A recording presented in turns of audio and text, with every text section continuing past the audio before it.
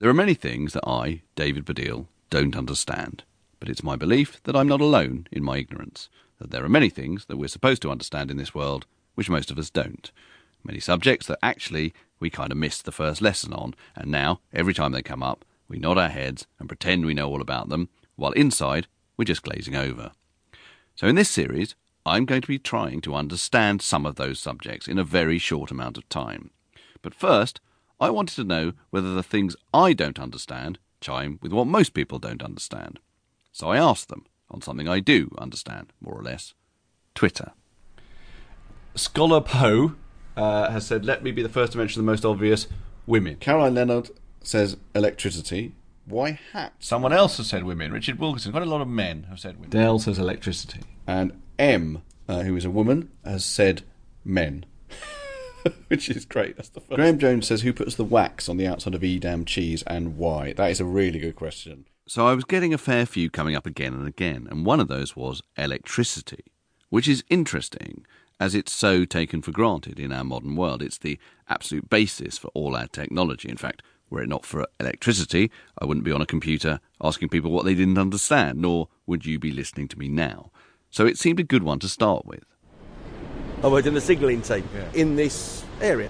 One of the people who tweeted me about not understanding electricity was Dell, who has spent a lot of his time around electricity at Victoria Station. The trains here are powered with a third rail. You've got the two rails that the wheels run on, Yes. and then there's a third rail which carries the electricity. If you look over here, you can see the third rail. Right. And if you look on this Yes, I train can see in the front of third us, you see the little shoe that's between the wheels there. Yes. That slides along the third rail. So that's actually where the electricity connects to the train. Right. The motor spins. Yes. The power then goes from the wheels on metal rails. You're always told, do not touch the third rail, but the running rails are okay. But apparently there's return current running through them. And that's the bit I don't get. Dale, we'll come back to the end of the programme, but I think unless we understand what electricity is, we're never going to understand where it goes. Now, Dell's question may seem a bit niche as regards understanding electricity, but actually it struck me as a good way in, because train tracks are a perfect example of something we've all ridden on, with, for most of us, no real idea of how the energy riding through those tracks gets to and from there, how it powers the wheels of the train on top of them, and why some contact with it will kill you and some will tickle a bit. What is electricity? Electricity, as we know it, is a flow of electrons. I was sitting at Manchester University with Ian Cotton, Professor of High Voltage Technology.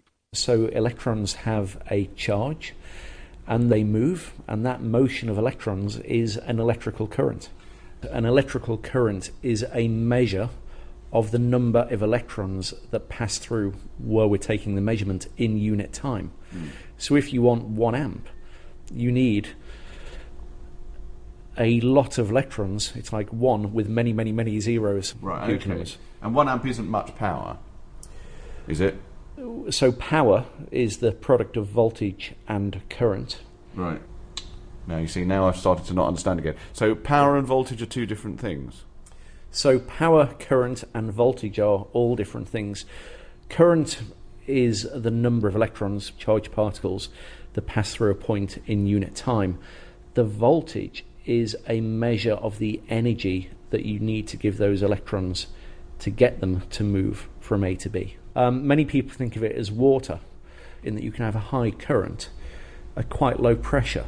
You have a large volume of water flowing through a big fat pipe, but it kind of just dribbles out.